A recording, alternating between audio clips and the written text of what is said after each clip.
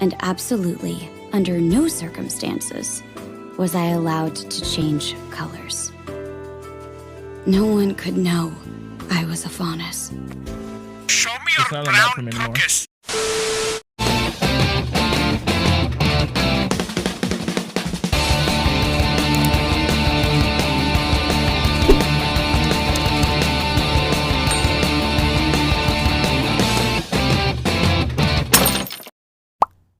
What is going on, everyone? Pyro here, and in this video, we're gonna be talking about Blake's appearance, personality, semblance, and her weapon, so just sit back, relax, and enjoy the analysis.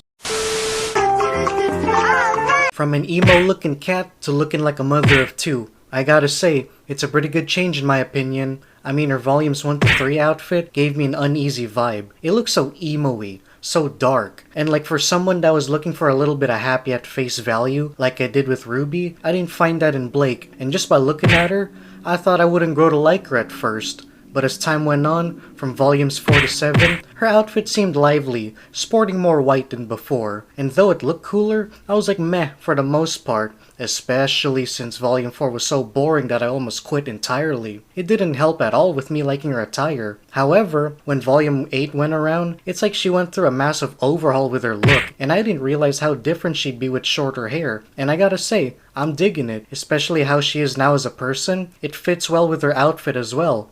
And in saying this, I gotta give her an 8 out of 10.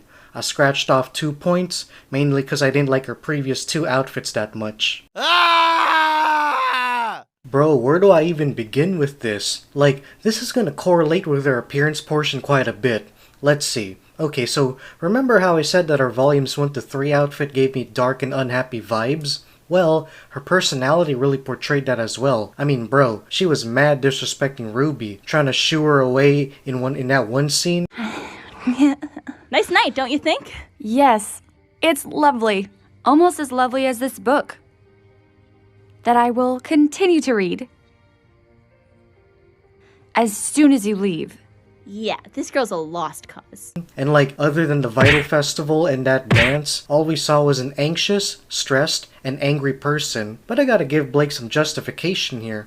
We didn't know back then how dangerous the White Fang were, and only she did. And yeah, she did have to relax and take a chill pill, but I realized that she was this uptight because she wanted to protect her friends and those around her. And when Yang got injured and lost her arm, she felt all this guilt weighing upon her shoulders, and she felt like it was her fault for letting the danger follow her and attack her friends, and felt like she failed them because she failed to protect them. At least that's what she thought.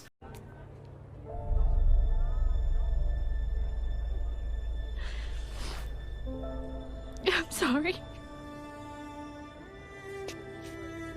I'm so sorry. Yang. Hey. I mean, personally, I don't even agree with that. She did all she could. And in Volumes 4 to 5, though I argue those are the most boring volumes ever, that was really necessary for Blake, mainly so that she could focus on her faunus stuff and not have to worry about that later when she reunites with the rest of the team. And like, yeah, we had to like deal with this, especially up to Volume 6 where we had to deal with that creepy ex of hers that I've ever seen. But hey, despite having to endure her own personal problems for like 6 volumes, this was definitely worth it for Volume 7 and 8 and so on. Since like now we see like a more loving and joking Blake. I mean, look at this scene with her and RWBY. Don't worry, it'll work. Nothing else has. Bro, that's like Blake at her best emotionally, which I wanted to see for a long time. And also this ladybug moment got me in tears, bruh. Overall, I'ma give her personality a 6 out of 10. And look, I know this was kinda hard, but like, we gotta see more deep interactions with her and the team, and we gotta have Bumblebee happen.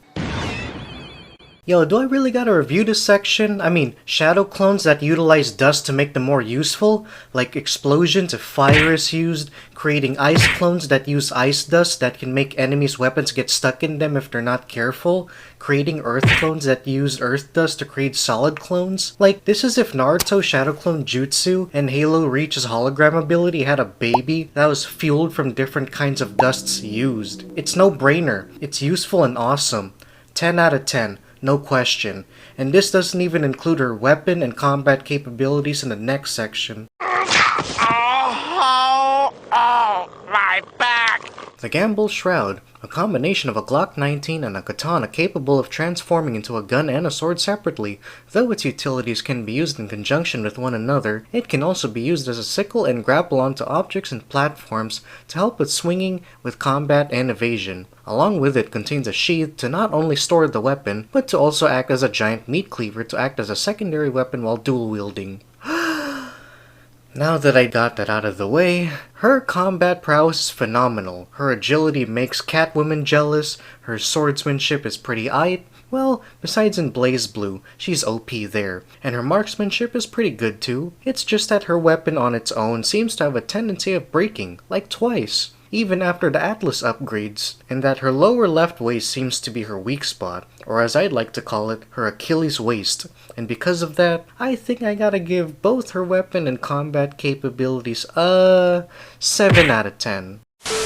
To wrap it up here, Blake as a person didn't stick on to me like RWBY did, and it took a while to really look into her positives. And yes, I did see that her character improved throughout the series, but me personally, I couldn't stand going through her problems with the faunus all the time because I wanted to see more grim-slaying action instead of drama and internal affairs. I really started to like her at Volume 8, whether it's her new kind of personality or her appearance. But the thing is that Blake for me just started to get more interesting a little too late in the series. And though I like her now, the time it took to endure all the problems and blah blah blah, too much talking and less action in volumes 4 to 5 kinda ruined it for me, especially when Sun's around. Oh god. So overall, Blake, I love you, and I'm sorry I gotta do this to you, but unless Bumblebee's gonna happen, and we see more deep conversations with the other crew with you, I gotta give you an awesome for this one. I'm really sorry, Blake.